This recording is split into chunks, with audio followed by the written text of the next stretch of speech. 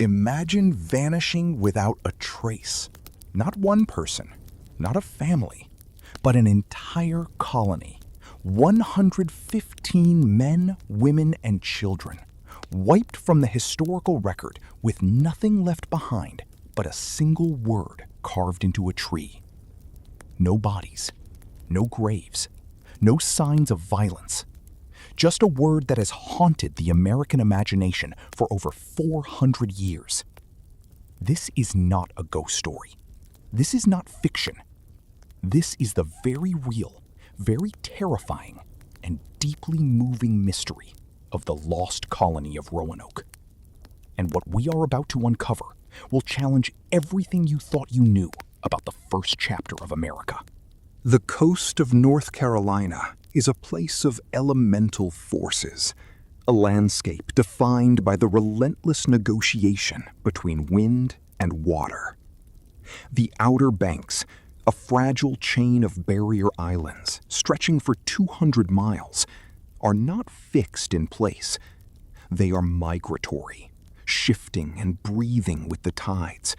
Their massive dunes migrating several feet each year like slow, sandy leviathans.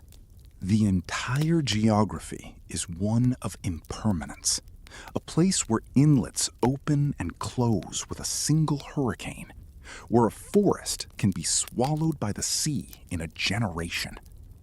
It was here, on the northern end of one of these slender islands, an island called Roanoke, that a seed was planted. A seed of English ambition, a seed of empire, a seed of a new world. That seed grew into a colony, and then that colony became a void, a cipher, a mystery into which 4 centuries of speculation, science, folklore, and desperate hope have poured. The story of the lost colony is not just a whodunit. It is a profound human saga of grand vision and bitter betrayal, of theatrical warfare and tender family love, of a puzzle etched in stone and soil that has defied every attempt at resolution. It is a story that asks not only what happened to 115 specific human souls, but what it truly means to be lost, and what it means to be found. To understand the magnitude of the loss, one must first scale the heights of the dream. The dream had an architect, a visionary of dazzling contradictions. His name was Sir Walter Raleigh. A man of spectacular ambition and poetic soul, Raleigh was a courtier, a soldier, a philosopher, an explorer, and a favorite of Queen Elizabeth I. He was granted vast estates in Ireland, lucrative monopolies on wine and cloth, and a place at the very heart of the Elizabethan Golden Age. Yet he walked a political tightrope strung over an abyss. One misstep, one whisper of treason, and the block awaited. He never, in his entire life, set foot on the soil of what would become the United States. Yet his fingerprint is on its very foundation. In 1584, he secured from the Queen a royal charter, a breathtakingly ambitious document that granted him the right to discover, search, find out, and view such remote, heathen, and barbarous lands, countries, and territories not actually possessed of any Christian prince. The goal was to establish a permanent English foothold in a new world that Spain and Portugal had, by papal decree, divided between themselves. The stakes were truly cosmic.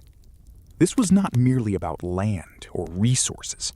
This was a direct geopolitical assault on the Catholic hegemony of the globe, a move to create a Protestant English empire in the Americas, and to establish a strategic privateering base from which Sir Francis Drake and others could raid the treasure-laden Spanish galleons returning from the mines of Peru and Mexico. The first reconnaissance expedition, led by Philip Amadas and Arthur Barlow, departed England in April 1584 and reached the Carolina coast in July. They entered through an inlet, tasted the water, smelled the air heavy with the scent of cedar and pine, and declared it an Eden. They wrote rapturous reports of a land of friendly, gentle natives, of soil so fertile that the most sweet and fruitful peas grew wild along the sandy shores, of forests teeming with deer, of waters boiling. They brought back 2 high-ranking Algonquian men from the Secatan tribe, Manteo and Wanchese, as living, breathing proof of their discoveries. These 2 men were paraded before the glittering court of Elizabeth, exotic trophies in deerskin and tattoos, who ignited a fever of colonial excitement. The stage was set. The romance of the New World had begun. And England, a small island nation on the edge of Europe, was drunk on the possibilities of a continent. The first act of settlement, launched in 1585, was not a gentle planting of pilgrim families. It was a military operation, a garrison of hardened men. The fleet was commanded by Raleigh's cousin, Sir Richard Grenville, a man of immense pride, legendary temper, and terrifying reputation. He would later achieve a mythic, violent death at the Battle of Flores, fighting the entire Spanish fleet alone with his ship, the Revenge, an act of suicidal defiance immortalized by Tennyson. Grenville deposited 107 men on the northern end of Roanoke Island, a slim, 7-mile-long wedge of land nestled between the treacherous, ship-killing shoals of the Outer Banks and the calmer, dark, mysterious waters of the inland sounds. The man chosen to govern them was Ralph Lane, a veteran of the brutal colonial wars in Ireland, a man who viewed the entire world through the grim lens of fortifications, preemptive strikes, and martial law. He was a man more comfortable with a sword and a plan of earthen ramparts than with a plow and a fishing net. From the very first week, the colony was an act of force, not of agriculture. The soldiers built a star-shaped earthen fort, the remains of which have been reconstructed and can be visited today. A structure born entirely of fear. Fear of Spanish raiders, fear of native treachery, fear of the immense, dark, unknown wilderness that pressed in on their tiny clearing. Instead of planting the corn and beans they would need to survive the winter, they spent their days drilling, exploring the labyrinthine waterways in their small pinnaces, and searching obsessively for 2 things: gold and a passage to the Pacific. The legendary South Sea that would unlock the trade of China and the Indies was their phantom, their obsession. Their relationship with the indigenous people, the complex and sophisticated network of Algonquian tribes, the Secotans, the Roanokes, the Chowanokes, the Moratucks, all under the paramount chief Wingina, began with a fragile, performative curiosity disguised as diplomacy. It swiftly and predictably curdled into suspicion, then resentment, then hatred. The English, with their endless demands for food, were a heavy, insatiable burden on native villages that practiced subsistence agriculture with no surplus to spare. But the deadliest weapon they brought was invisible. Unknowingly, in their breath, their blood, and their clothing, they carried smallpox, measles, and influenza, diseases to which the indigenous population had absolutely zero immunity. This was the first and most devastating act of the invasion, a microscopic apocalypse that swept through entire villages, killing elders who held the wisdom of the tribe, and children who were the future, leaving a landscape of ghost towns and mass graves. The English, reading their Bible, saw this as the hand of their God, a divine clearing of the land for his chosen people. The natives saw these pale strangers as bringers of death, as sorcerers who could kill with a thought. Thomas Harriot, a brilliant young Oxford mathematician and scientist on the expedition, was the single exception to this brutal culture. He learned the Algonquian language from Manteo and Wanches, documented the flora and fauna with scientific precision, and created a priceless ethnobotanical record of a world on the very brink of catastrophic, irreversible change. He recorded how the natives made bread from tuckahoe root, how they fished with intricate weirs, how they built their longhouses from bent saplings and bark. His genius was a silent, gentle partner to Lane's paranoid and increasingly violent rule. The breaking point arrived in the spring of 1586. Food was gone. The fish had not yet run. Lane's demands turned to threats. His threats to violence. The English, isolated and starving, convinced themselves that a great native conspiracy was afoot, that Wingina, who had changed his name to Pemasapan, was massing a force to wipe them out. The truth, filtered through layers of linguistic stumbling, cultural projection, and sheer stark terror, will never be fully known. What is known is that on a day in June, Lane decided on a preemptive strike. A parley turned into an ambush at the village of Dassamunkapuk. Lane and his most trusted soldiers fell upon the Roanoke leaders. As the chief fled into the woods, Lane himself chased him down. He shot him with a pistol, and as Wingina lay wounded, Lane drew his sword and ended his life. They cut off his head and brought it back to the fort, displaying it on a tall pole as a gruesome, unmistakable Tudor warning to all who would oppose English power. The Edenic vision of Amatus and Barlow had curdled in 11 months into a state of total savage war. The first English colony in the Americas had committed regicide, and in doing so, had signed its own death warrant. Abandoned, their world reduced to the earthen walls of their fort, their bellies empty, they caught a miraculous last-second reprieve. Sir Francis Drake, the most famous sailor in the world, appeared on the horizon with a massive fleet, fresh from burning and looting the Spanish ports of Santo Domingo and Cartagena. He offered Lane a ship and supplies. A hurricane wrecked the ship. Faced with the choice of staying or fleeing, Lane chose the latter. The 1585 colony scrambled onto Drake's vessels and sailed for England, leaving behind a garrison of 15 men to hold the land for Queen and country.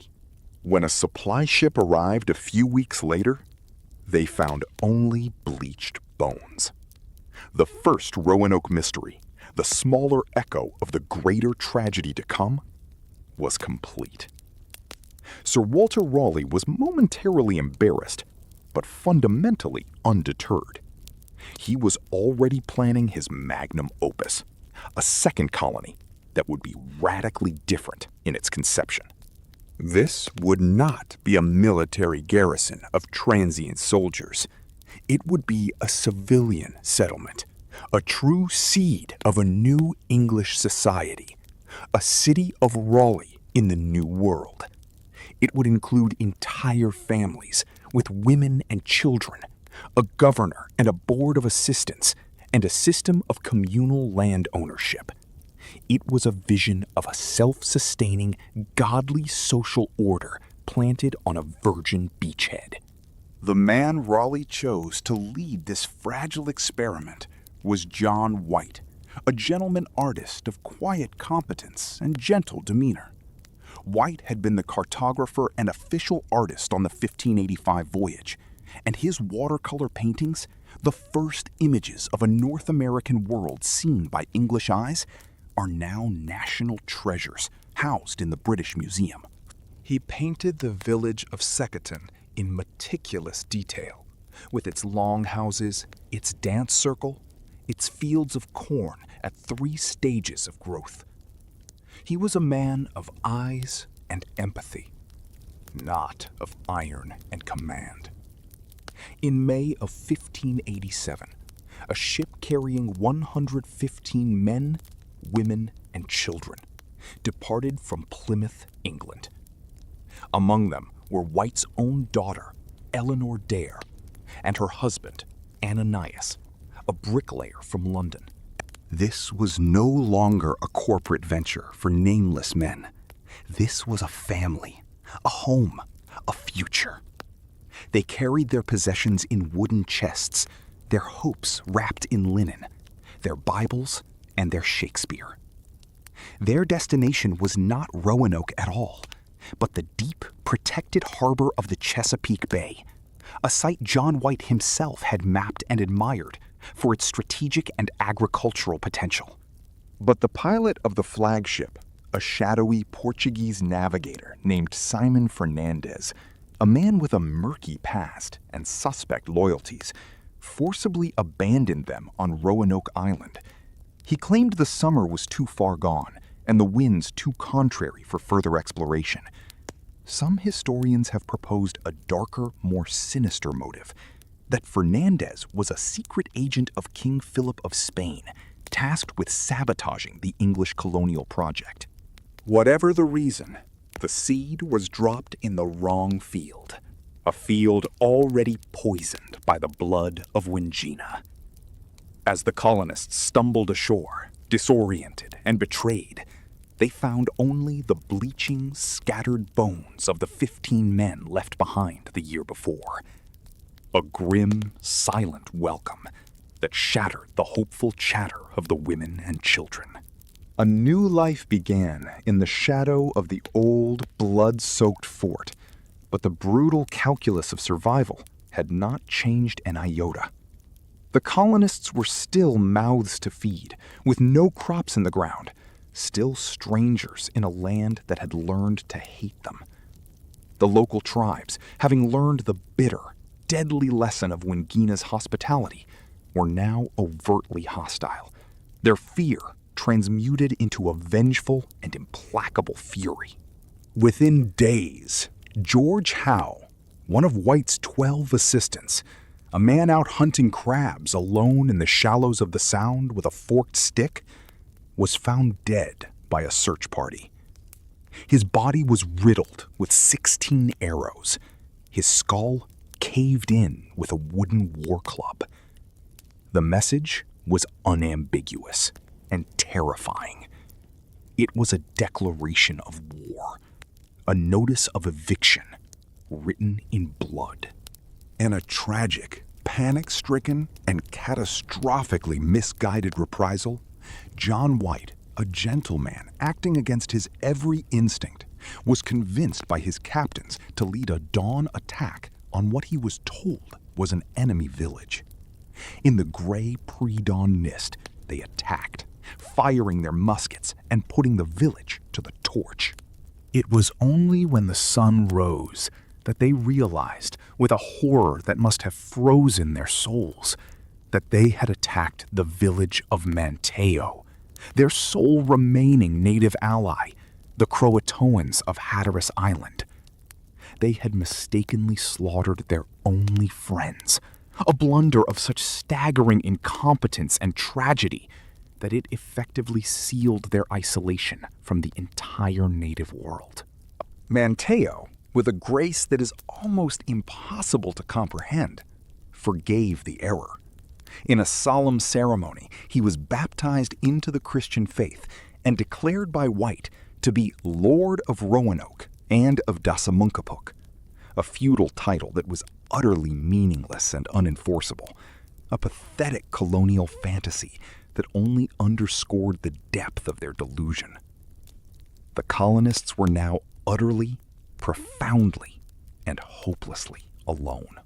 And yet, in this crucible of fear and violence, a miracle of hope bloomed.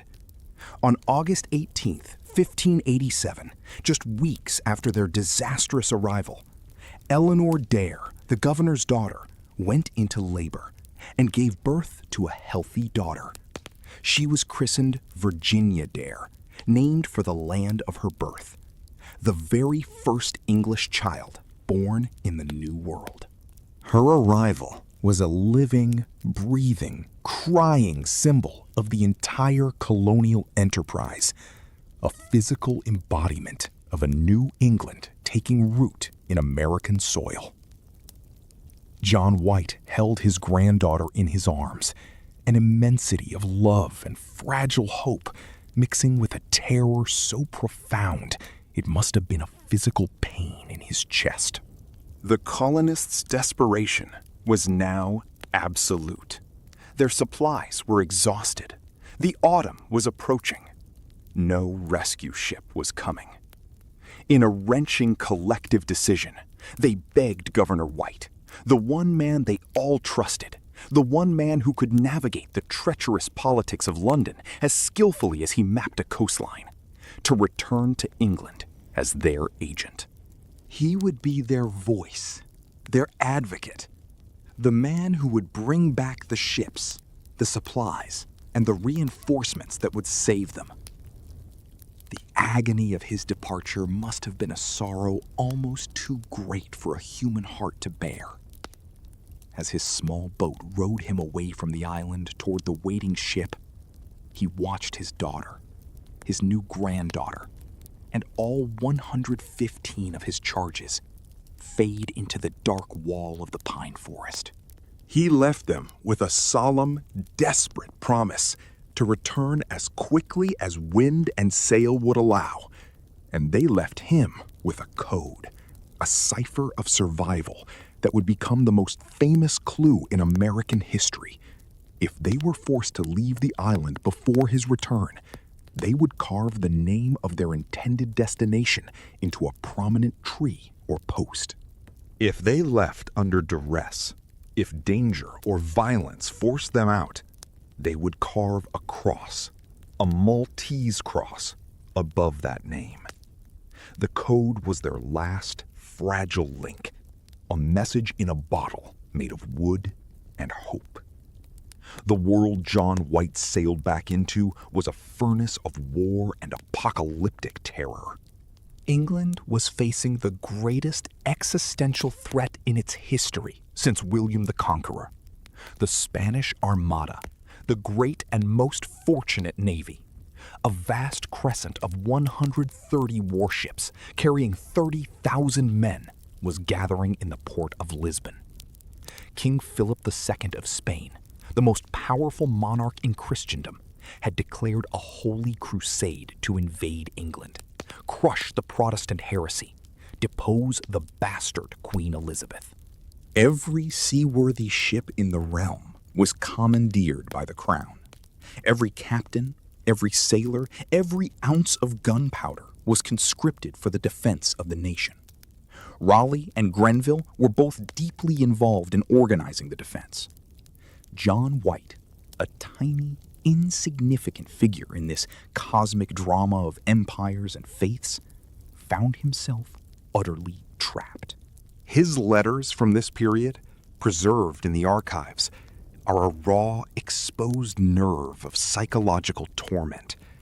They are the sound of a man screaming into the gale of history, a grandfather begging for a ship to save his family while the world burned around him. He fought with the frantic, desperate energy of a caged animal, petitioning Raleigh, the Privy Council, anyone who would listen. It was not until 1590, 3 agonizing, unforgivable, soul-crushing years later, that he finally secured passage on a small privateering vessel. The terms were humiliating. The captains, a consortium of London merchants, were far more interested in chasing Spanish treasure ships in the Caribbean and making a profit than in a humanitarian rescue mission to a forgotten speck of land on a hostile coast. The voyage was a painful, drawn-out, torturous affair of chasing prizes through the azure waters of the Bahamas, of fighting storms, and of dallying for months in the tropics, while White paced the deck in impotent fury and despair, watching the seasons turn. His diary is a silent, relentless scream of frustration. Finally, on a storm-lashed, violent August evening in 1590, with a rising gale howling in the rigging, they approached the dark, familiar mass of Roanoke Island. Through the gloom, the driving sheets of rain, and the sea mist, John White saw a sight that made his heart stop and then explode with a desperate, wild hope. A great pillar of thick, black smoke was rising from the northern end of the island. It was a beacon, he was certain. A signal fire set by his colonists to guide him home through the treacherous inlet. His men fired cannons and sounded trumpets into the night, their calls echoing, unanswered, swallowed by the roar of the surf and the scream of the wind through the empty black woods. He could not land in the storm. He did not sleep. At first light the next morning, August 18th, 1590, his granddaughter Virginia Dare's 3rd birthday, they put ashore through a violent, crashing surf that nearly swamped their longboats, soaking their powder and gear. The island was a haunting, silent tableau, a perfectly preserved stage set for a play whose actors had vanished into thin air. The entire settlement, the little village of wooden houses, had been carefully, methodically dismantled and removed. Not burned, not destroyed by violence, deconstructed. The palisade was gone. The houses were gone. The place was not a scene of battle, massacre, or panicked flight. It was a scene of deliberate, orderly, unhurried departure. It was the deconstruction of a dream. Heavy chests, which John White had personally buried in a secret cache 3 years before, containing his armor, his books, and his irreplaceable collection of maps and paintings, had been dug up. Their contents were strewn about, left to rot in the relentless rain and the bleaching sun, torn and ruined by the weather and by curious native hands. The sight of his decayed life's work, his art and his identity, mixed with the sand and the pine needles, was a vision of absolute, heart-stopping desolation. Then, one of the sailors shouted. He had found the agreed-upon place, the prominent post by the entrance to the abandoned settlement. On it, freshly carved, but now weathered by 3 years of wind and rain, in fair, clear, unmistakable capital letters, was the single resonating word, Croatoan. There was no cross, no Maltese cross of distress. The word was a name, a promise, a map pointing south. It was the name of Manteo's tribe and their island home, just 50 miles south of Roanoke, what is today called Hatteras Island. White's written account of that moment is a clinical, almost unnaturally calm record of overwhelming, tearful relief. This was it. This was the prearranged sign of a planned, peaceful relocation, the very code they had established in trust 3 years and a lifetime ago. The colony was safe. They were with Manteo and his people. They were living in a Croatoan village, eating their food, learning their ways, waiting for him.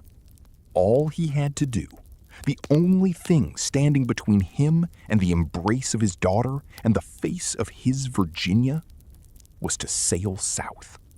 A journey of a single day. He gave the order.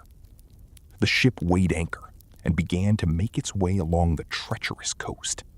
And then the weather, which had shaped every single tragedy of this entire enterprise, delivered its final, sadistic, impossibly cruel blow. A hurricane, a roaring, howling monster of wind and water descended upon them from the open Atlantic. The ship's anchor cables, the thick hemp ropes that tethered them to safety, began to snap one by one, like threads of cotton. The captain, a man of commerce and self-preservation, not of mercy, refused to risk his vessel and the lives of his crew on a lee shore. He overruled the governor's desperate, weeping pleas. He gave the order to cut the remaining cables and flee into the open, raging sea. They were blown far out into the merciless Atlantic, battered for days. And eventually, with a broken mast and a shattered spirit, limped back to England. John White would never see Roanoke again. He would never see his daughter Eleanor. He would never hold his granddaughter Virginia. He would never know what happened to the 115 people he had left behind. His final written testimony, a letter from his home in Ireland, is the sound of a human heart breaking on paper, a whisper of eternal, unresolved grief that echoes down the centuries. Thus, committing the relief of my discomfortable company, the planters in Virginia, to the merciful help of the Almighty, I must leave them, and with a heavy heart return. The governor's search was over.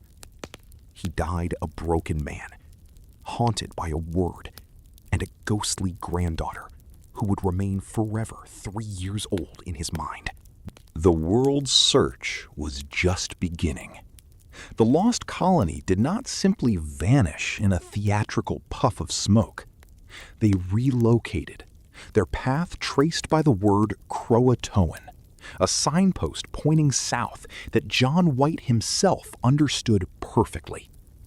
Their fate then fractured into 1,000 possibilities, whispered on the wind of the Carolina coast, preserved in the sacred oral histories of the native peoples, and etched into the very landscape for generations of archaeologists and historians to puzzle over. For over 400 years, the lack of a definitive forensic answer, a mass grave, a battlefield, a signed confession, has been a vacuum, and into that vacuum has poured a torrent of theories, clues, hoaxes, and enduring legends. Each one is a different ghost, a different fate for the same 115 souls. The most straightforward, logical, and historically grounded answer is the one hiding in plain sight, the one that tantalized John White on his deathbed. This is the assimilation theory. The colonists simply packed up, moved 50 miles south, and joined the friendly Croatians of Hatteras Island, just as their carved message promised. For generations, families living on that narrow, windswept ribbon of sand, many of whom are today enrolled members of recognized tribes, have passed down oral histories of ancestors with gray, blue, or green eyes and lighter skin. And with the ability to read from a strange, heavy book that spoke of a distant god. These are not legends of mysterious, ghostly strangers. They are cherished family histories of integration, kinship, and adoption. Physical, tangible evidence has slowly surfaced from the sandy soil of Hatteras to support their living memory. A 16th century English signet ring bearing the crest of the Kendall family, a name on the 1587 passenger list, was found by a local man in the 1990s. A gentleman's ornate brass sword hilt, an object of prestige and status, not a trade good, has been recovered. A firing mechanism from a wheel-lock pistol, a complex piece of machinery, was found near an ancient village site. Perhaps the most suggestive and poignant find was a small slate writing tablet and a lead pencil, the intimate, everyday, domestic objects of a Tudor scribe. Perhaps Eleanor Dare herself, mixed with native pottery shards and shell beads in an undisturbed archaeological layer that speaks of two worlds, not in conflict, but in intermingled domestic life. A map of the region, drawn in 1657 by a Virginian explorer, labels Hatteras Island as Croatoan, and beside it, in a faded but legible script, are the words, "Here remained the lost colonists." For the descendants of the Croatoan people, the mystery is not a mystery at all.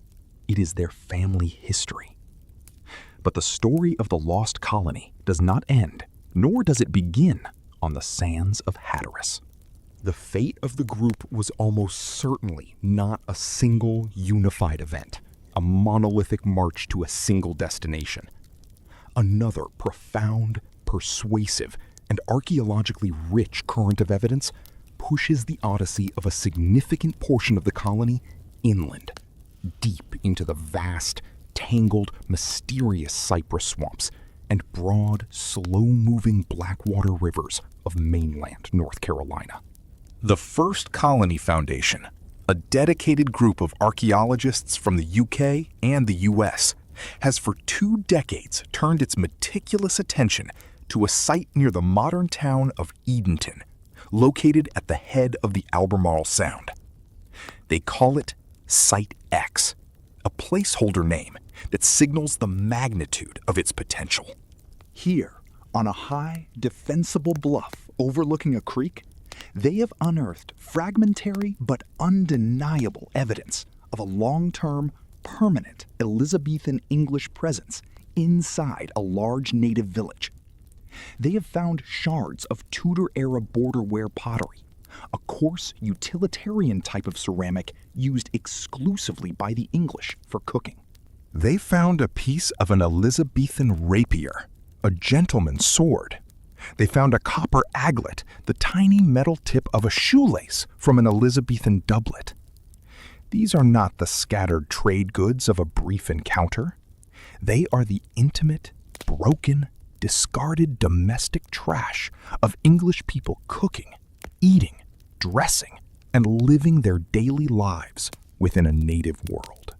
The theory, breathtaking in its logic and in its human implications, is this. A core group of the colonists, perhaps the majority of the families, led by the assistants, may have moved inland along the ancient water highways, a journey of about 50 miles, to place themselves under the protection of a powerful paramount chiefdom, known to them from the 1585 reconnaissance, the Roanoke. A pragmatic and likely scenario which fits both the archaeological record and the harsh, pragmatic realities of survival, is that the colony executed a planned diaspora.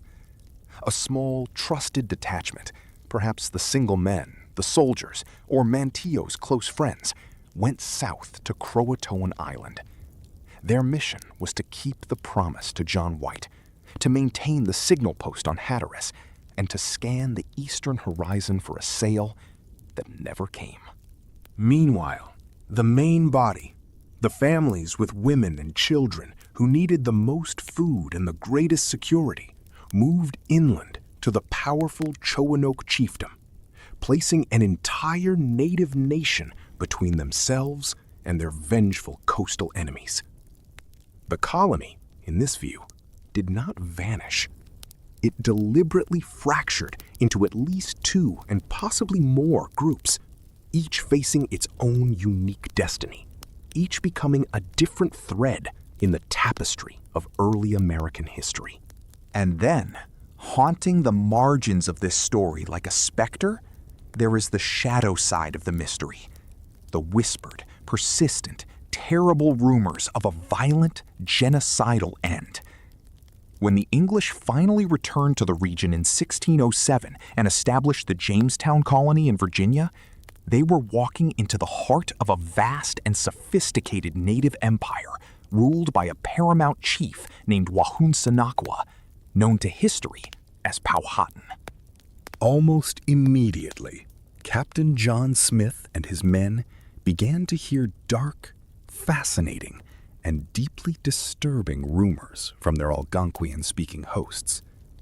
The natives spoke of a settlement of English people clothed like me, living to the south of the James River in a land of strong houses near the Carolina border.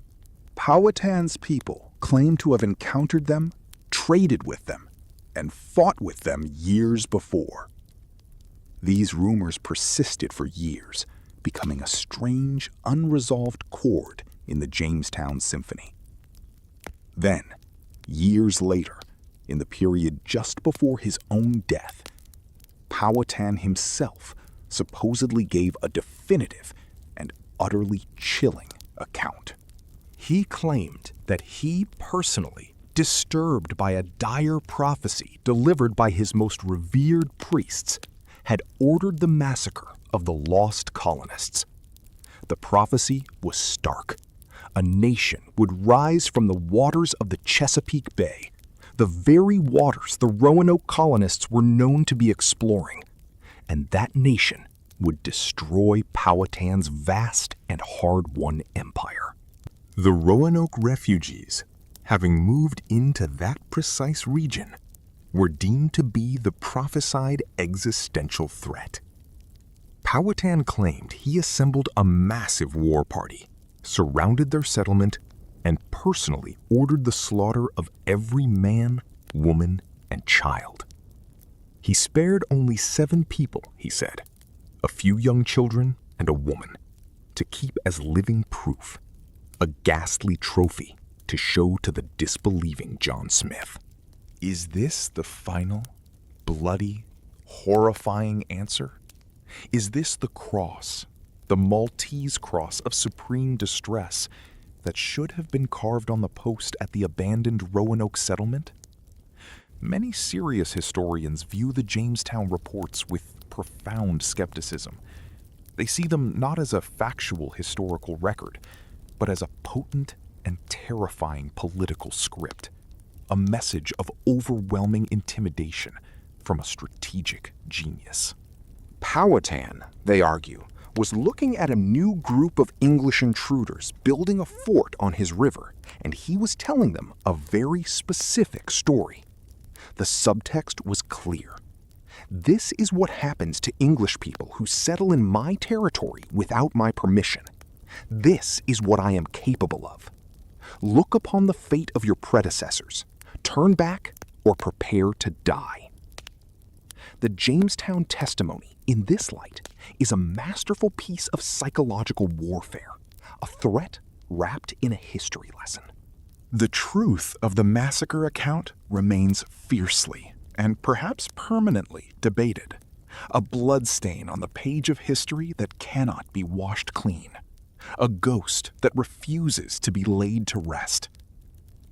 Perhaps the most heartbreakingly concrete, emotionally resonant, and deeply controversial clue in the entire saga is the Dare Stone, a collection of inscribed rocks that entered the American story in 1937 like a thunderclap from a clear sky.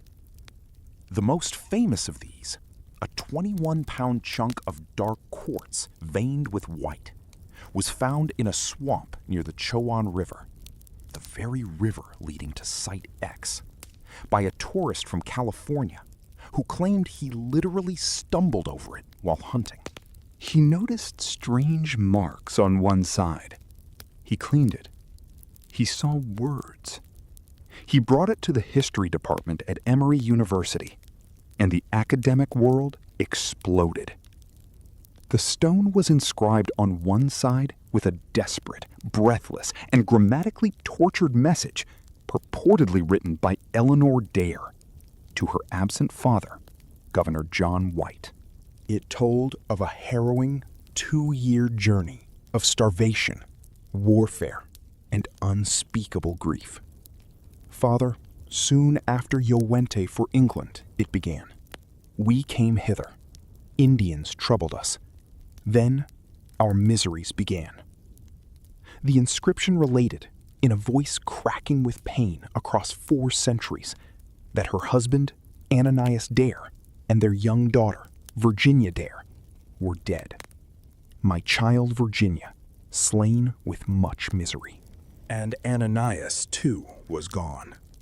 Only 7 of their entire company were left alive, hiding in a swamp, writing on a stone. She lamented, with a grief that is almost physically painful to read, that the natives had received all your letters. The colonists had been watching the horizon, finding only the evidence of their own profound and fatal abandonment. The media went into a frenzy. The stone sparked a fierce, decades-long academic war. The vast majority of the subsequent 47 Dare stones that appeared across the Carolinas and Georgia over the next few years were conclusively, easily proven to be crude and obvious forgeries, the work of hoaxers hoping for a piece of the WPA money being offered for such finds during the Depression. Yet the first stone, the so-called Chowan River stone, occupies a strange, liminal, and deeply troubling middle ground in the historiography. Some respected linguistic and geological experts have, over the years, failed to dismiss it completely and utterly. They point to its use of a highly specific, archaic Elizabethan secretarial hand, with letter forms like the long S and the peculiar P.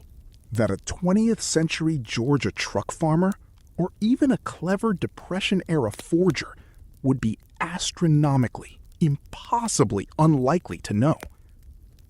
The academic consensus today leans very heavily toward it being a sophisticated forgery, a brilliant and cruel hoax. But the haunting, raw, maternal voice it gives to an Eleanor Dare, immortalized in courts, remains an indelible and powerful part of the Roanoke tapestry. A mother who buried her husband and her child with her own hands in an alien wilderness. A daughter writing a final, futile, stone-carved letter to a father who was dying of a broken heart an ocean away, remains an indelible and powerful part of the Roanoke tapestry. A ghostly, anguished cry from the very heart of the mystery. The legacy of the lost colony is not a static, closed case file in a dusty archive. It is an ever-evolving, dynamic, living historical detective story that spans genetics, archaeology, linguistics, oceanography, and the sacred oral traditions of living people. For decades, the search was driven by a simple, almost cinematic question. Where is the single dramatic event? The final battlefield? The mass grave? The lost city of Raleigh in the jungle? Today, the investigation has matured into something far more intricate, subtle, and profound. It is a multi-generational, multidisciplinary puzzle whose pieces are scattered across time and tide. The most thrilling and revolutionary scientific tool now being applied is ancient DNA.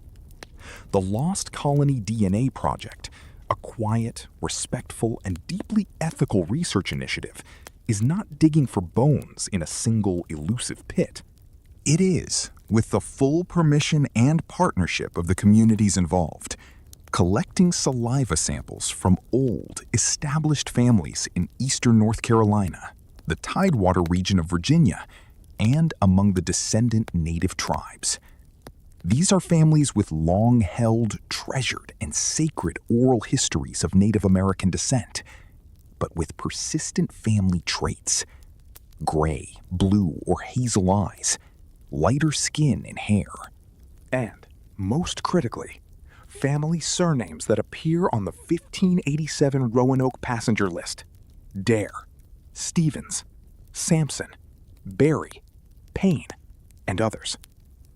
The project seeks to find a genetic thread a specific Y chromosome marker passed from father to son, or a mitochondrial DNA marker passed from mother to child, that directly and irrefutably links a 16th century English surname to a living descendant in a native or mixed heritage community.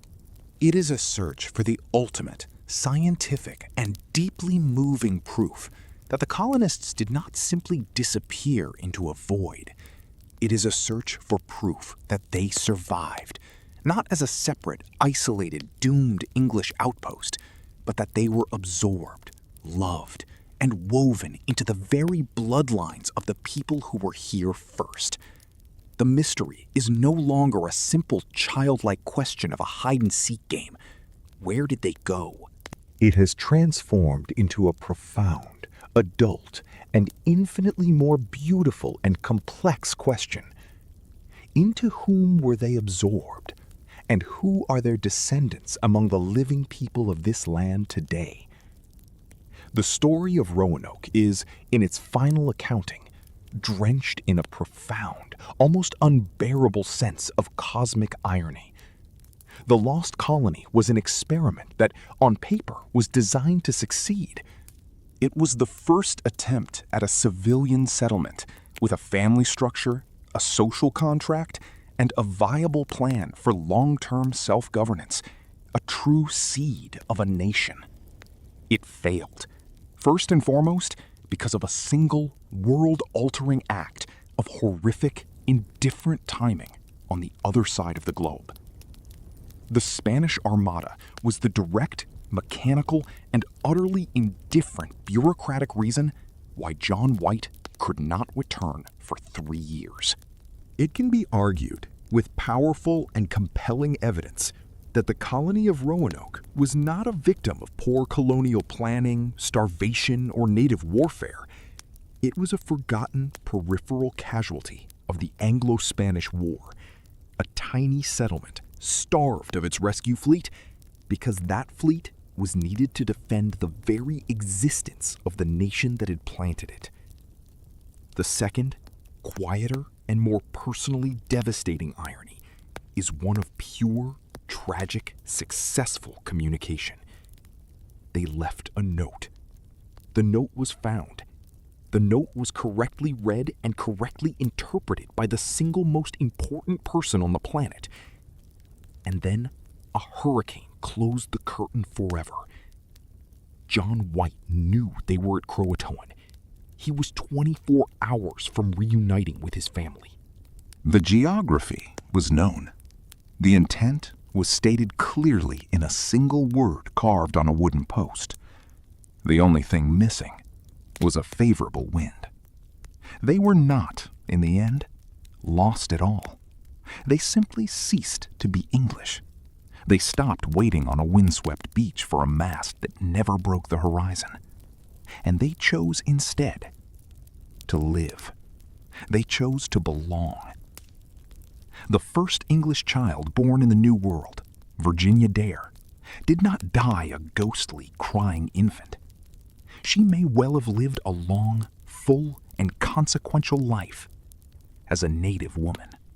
The stone and the soil have not yet yielded all their secrets. But the face of the lost colony is no longer a chilling question mark carved in oak. It is a reflection in a living eye, looking back at us from a place where two histories, two peoples, two bloodlines became one. It is a testament to the enduring, unquenchable human power to adapt, to survive, and, against all odds, to find a way to become